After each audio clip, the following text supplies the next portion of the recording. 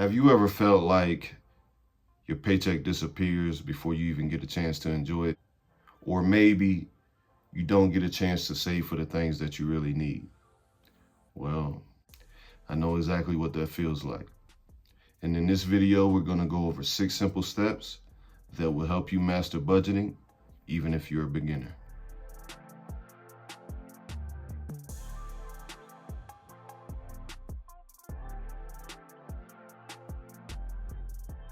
What's up, everybody? Welcome to Millionaire Dreams TV. And on this channel, we're all about giving you actionable steps that will help you reach your personal finance goals and your entrepreneurship goals.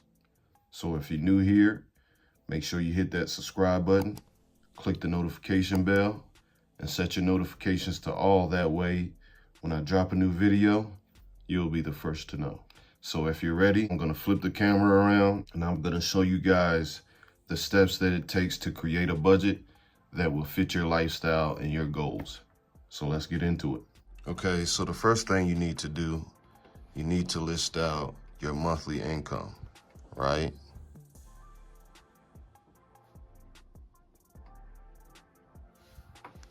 You have to excuse my writing, right? But this might include your salary, any bonuses or commissions, money from side hustles, rental income, any other sources of income you might have. You'll want to put that here, right? If your pay varies from month to month, for whatever reason, take your last 3 months worth of paychecks, add it all up, and divide that answer by 3, right? And use that as your monthly income, right? So let's say, for the sake of this video, the monthly income, $2,800 after taxes, right? The next thing you'll want to do is list out all of your fixed expenses, right? Fixed expenses are things like your mortgage or your rent, right? Utilities, groceries, transportation costs, right? If you have a vehicle, that will be gas, or if you take public transportation, right? Insurance would be another fixed cost, right? Health insurance and car insurance would be a fixed cost, right? So anything that's a necessity, right, is a fixed expense, right? So let's say you have rent,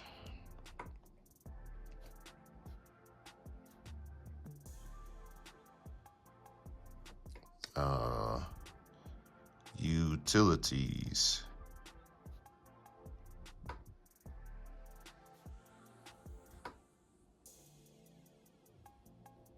insurance,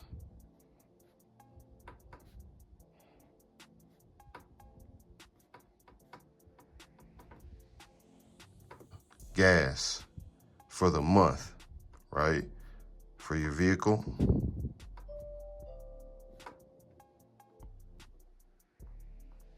Let's say you have your food expense, your groceries, right? Now, this food expense does not include restaurants, okay? So this is your grocery bill for the month, right? And these are all rough estimates based on $2,800 a month income, okay? And I would also put your phone bill as a fixed expense, right?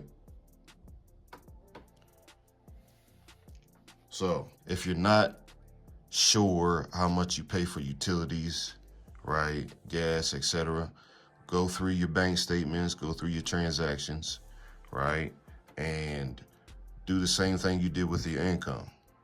Take the last 3 months, right, add it all together, come up with an average, divided by 3, right, to come up with your average, right?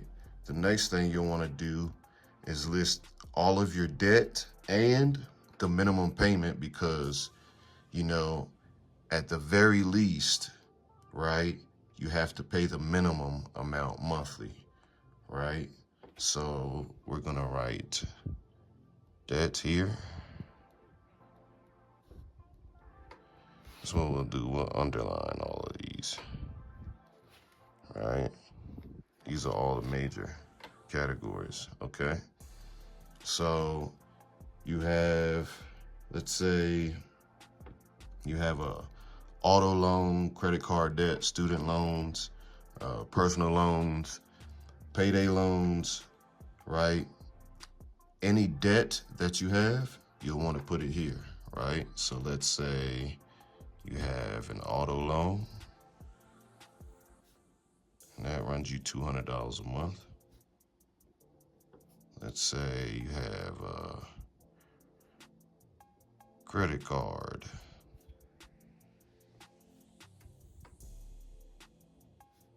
and your minimum payment on your credit card, $85 a month. Let's say you have another credit card. Let's say you have two credit cards. Two credit cards. The minimum payment monthly for the second credit card, let's say it's $25, right? And then some of you may have student loans, right?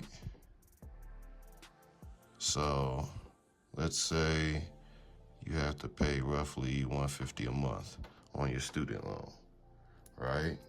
The next thing you want to include is your entertainment expenses, right? So we'll write entertainment.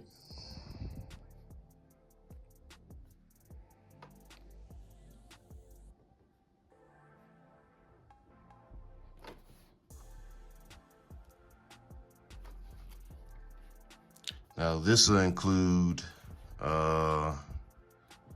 things like gym memberships, subscription services, frivolous shopping, right?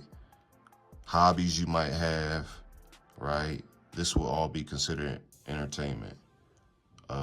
And this is also where you can include your dining out expenses, right? Me personally, I have a separate category for my dining out expenses, but you can include your dining out expenses here in the entertainment category, right?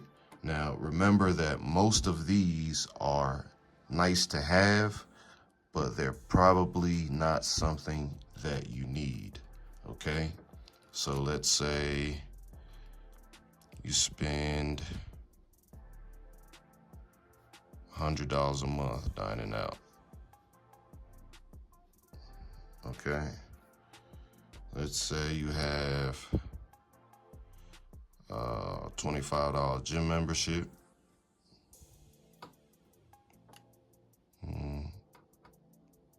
A lot of people have Netflix. Let's say you pay $20 a month for that. I think that's the actual price. And let's say you have Amazon Prime. A lot of people like Amazon, right?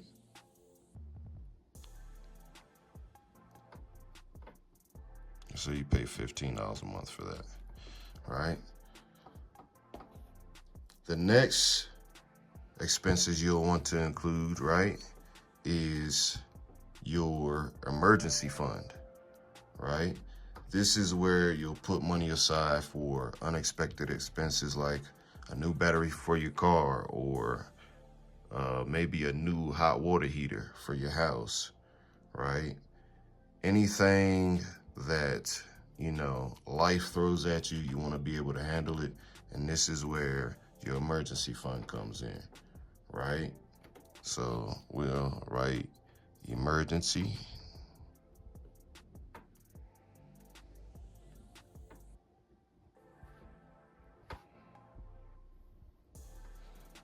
And let's say we'll put $75 a month. All right. Okay, so once you collect all of your information, right, you sit down to list it out, and you start calculating the numbers, you want to make sure that when you are finished, right, your total monthly expenses do not exceed your total monthly income, right? So for those that might be in the red, right? Now, in financial terms, in the red means you're in the negative, right? And the black means you're making money, you're in the positive, okay? So for those that may be in the red, you want to take the time to make sure that every dollar, right, is working for you and not against you, right? Think of every dollar as a soldier in your army, right? I heard this analogy before, and I think it's a great analogy. Think of every dollar as a soldier in your army, right? You want those dollars working for you, right? You want those soldiers to go out into the world and bring back more money, right? You don't want them to just go out into the world and just die off, right? Never to see them again, right?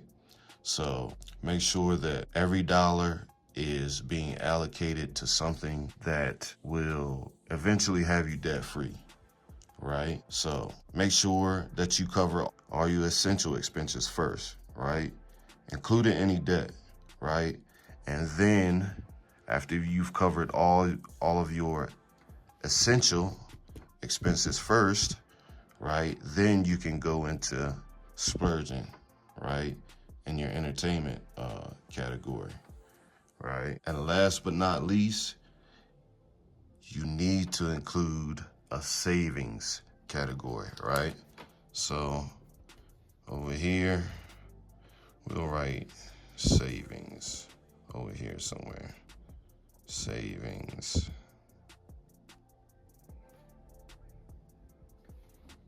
Okay. This will include anything that you want to work towards, right? For example, a vacation, right? Maybe you want to take a vacation. You want to save for that. You want to start putting money away for that. If you want to buy a home, right? And you need money for a down payment, right? You'll want to start saving for that. If you have a child or children, maybe you want to start saving for a college fund for them, right? Make sure that you're putting money away in your savings category for that purpose, right? And this is here, your savings category is here to track your progress, right? So if you've done everything that you're supposed to do, allocated all your money to your needs and your debt, right? And you've cut down on your entertainment, your savings should be growing, right? If your savings is growing, then that will be a good indicator that you are doing the things that you're supposed to do over here, right? If your savings isn't growing, then you need to go back through, list everything out, right? And try to get a better idea of why your savings isn't growing.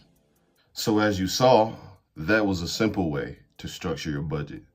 Now recently, in conjunction with one of the budgeting apps, I started using an Excel spreadsheet to track my finances, right? And in the very next video, I will show you guys step by step how to create an Excel spreadsheet.